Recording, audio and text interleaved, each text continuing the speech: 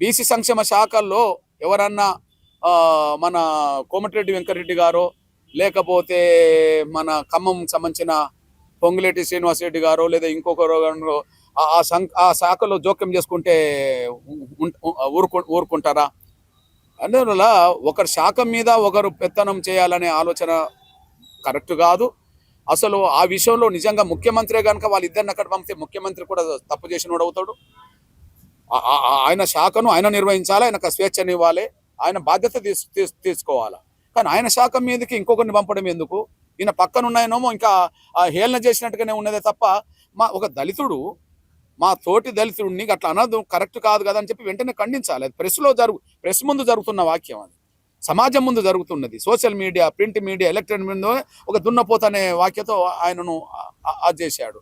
ఆయన ఆలస్యంగా వస్తే మేము ఉండలేమనే పద్ధతిలో మాట్లాడిండు. నువ్వు ఎవరు రమ్మన్నాడు, ఎవడు బొమ్మన్నాడు, నువ్వు పోతేంది ఉంటేంది ఆ శాఖకు సంబంధించిన విషయంలో ఇది ఒక విషయం.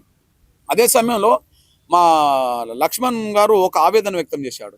నేను ఒక మాదిగ సామాజిక వర్గంలో పుట్టడం, మంత్రి కావడమే మేము చేసిన నేరమా అని చెప్పి. నిజమే, అది ఆవేదన మా ఓడికి ఉండడానికి అవకాశం ఉన్నది. కారణం ఏంటంటే ఒక పక్క బీసీ సంక్షేమ శాఖ మంత్రి పట్టుకోమో, పొన్నం ప్రభాకర్ గారు పట్టుకోనమో మా అడ్లూరు లక్ష్మణ్ గారిని పట్టుకొని దున్నపోతో పోల్చాడు. ఈయనేం చేశాడు? వివేకు ఒక సందర్భం ఉన్నది, దానికంటే ఒక రోజు ముందు కావచ్చు లేదా అదే రోజు కావచ్చు.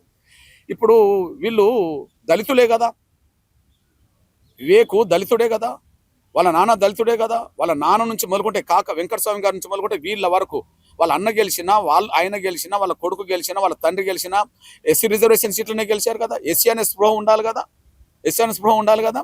మొన్న కాకా వెంకటస్వామి గారి జయంతి కార్యక్రమం జరిగింది. కాకా వెంకటస్వామి గారి 96వ జయంతి ఉత్సవాలు జరిగినాయి. ఈ ఉత్సవాలకు సంబంధించిన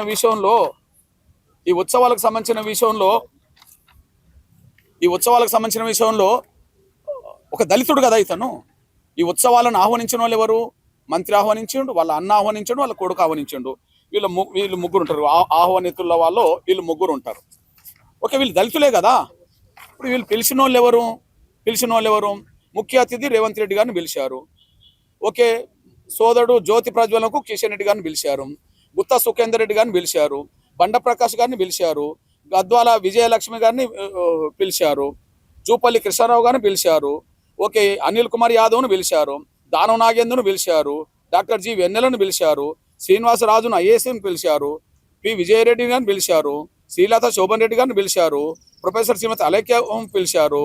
ఓకే, రియాజ్ ఉల్ హసన్ గారిని పిలిచారు, పొన్నం ప్రభాకర్ గారిని పిలిచారు, గడ్డం ప్రసాద్ కుమార్ను పిలిచారు, వాళ్ళు బట్టి విక్రమార్క గారిని పిలిచారు.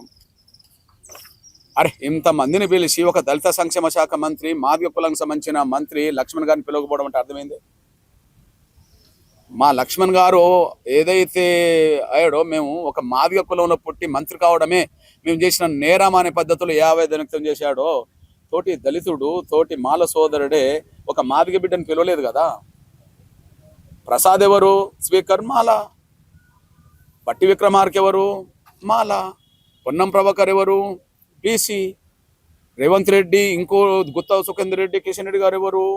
ఓసీ. ఇంకొకరు మైనార్టీ. పిలువంది ఎవరు? తోటి దళితుడు, ఒక దళిత నాయకుడు జయంతి కార్యక్రమంలో మరో తోటి దళితుడు మాదిగ సామాజిక వర్గం సంబంధించిన మంత్రిని కనీసం ఆహ్వానించాలని సోయి కూడా లేకుండా పోనంటే మాకు అవమానం జరిగినట్టే కదా. అంటే అసలు లక్ష్మణ్ గారిని మంత్రిగా చూస్తుండా లేదా? లక్ష్మణ్ గారు తెలంగాణ రాష్ట్రానికి ఒక మంత్రి కాడా? మాదిగ కులంలో పుట్టడం వల్లనే కదా ఈయన దున్నపోతనే వాక్యం చేసింది. మాదిగ కులంలో పుట్టడం వల్లనే కదా లక్ష్మణ్ గారిని వివేక్ పిలవకపోవడానికి కారణమైంది. ఇంకా వేరే కారణం ఏమని చెప్పాలి? మేము చాలా బాధాకరమైన విషయం. అయినప్పటికీ మేము దళితుల మధ్య ఐక్యత కోరుకుంటున్నాం. వర్గీకరణ అంశం అండ్ ఎనఫ్.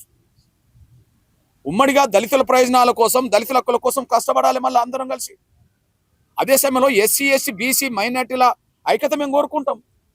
ఇప్పుడు మేము చెప్తున్నాం సూటిగా, 42% ఏ రిజర్వేషన్లు అయితే స్థానిక సంస్థల్లో రిజర్వేషన్లు ఉండాలని చెప్పి రాష్ట్ర ప్రభుత్వం నిర్ణయం తీసుకున్నదో మేము స్వాగతిస్తున్నాం. న్యాయానికి ఛాంపియన్ కాంగ్రెస్ పార్టీ. ఆ కాంగ్రెస్ పార్టీలో పుట్టి పెరిగిన వ్యక్తిగా నేను కానీ, గౌరవ మంత్రి లక్ష్మణ్ కుమార్ గారు కానీ, ఎటువంటి దురుద్దేశాలు మాకు పార్టీకి సంక్షేమం తప్ప ఇంకొకటి లేదు. జరిగినటువంటి ఒక అపోహ వాటన్నిటి పట్ల నేను ఆ మాట అడగపోయినప్పటికీ దానికి పత్రికలో స్వీకరించినటువంటి ప్రకారంగా కొంత తన బాధపడినటువంటి మాటను నేను క్షమాపణ కోరుతా ఉన్నా. ఎక్కడ కూడా అటువంటి ఆలోచన లేదు. నాకు అటువంటి ఆ ఒరవడిలో నేను పెరగలేదు.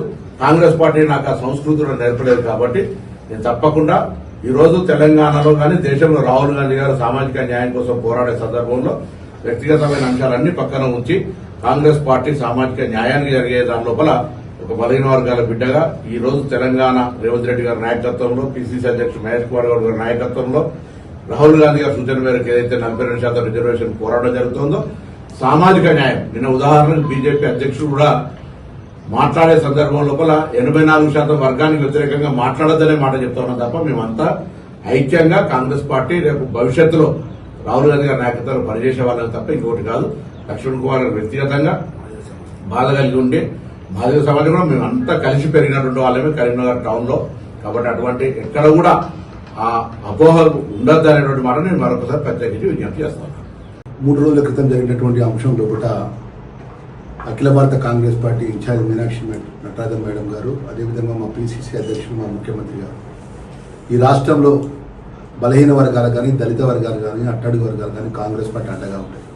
ఒక సామాన్యమైనటువంటి కార్యకర్త, నేను జెండా మోసిన కార్యకర్తను ఇలా రాష్ట్ర క్యాబినెట్లో మంత్రిగా ఒక మాదిగ బిడ్డగా, మాదిగ రక్తాన్ని పంచుకుని పుట్టిన వ్యక్తిగా నాకు ఇంత పెద్ద అవకాశం ఇచ్చినటువంటి ఆ పార్టీ లైన్ దాటిపోయే వ్యక్తిని కాదు.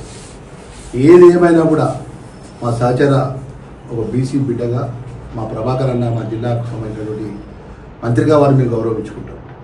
ఏదైతే వారు మాట్లాడినటువంటి మాట విషయంలో కూడా యావత్ తెలంగాణ రాష్ట్రం, మా మాదిగ జాతి, మా మాదిగ కుల బాంధవులు, అన్ని వర్గాల ప్రజలు, మా కాంగ్రెస్ పార్టీ శ్రేణులందరూ కూడా వారు ఏదైతే జరిగినటువంటి సందర్భాన్ని మాటను నేను క్షమాపణ కోరుతున్నటువంటి అంశం లోపల యావత్తు నా తెలంగాణ ఉన్నటువంటి ప్రజలకు, మా మాదిగ జాతి వర్గాలకు కూడా నేను మనస్ఫూర్తిగా నేను నమస్కారం ఇచ్చి మనవి చేస్తున్నా. ఈ ఇష్యూ ఇంతటితో సమస్యపోవాలని మీ బిడ్డగా నేను కోరుతున్నాను.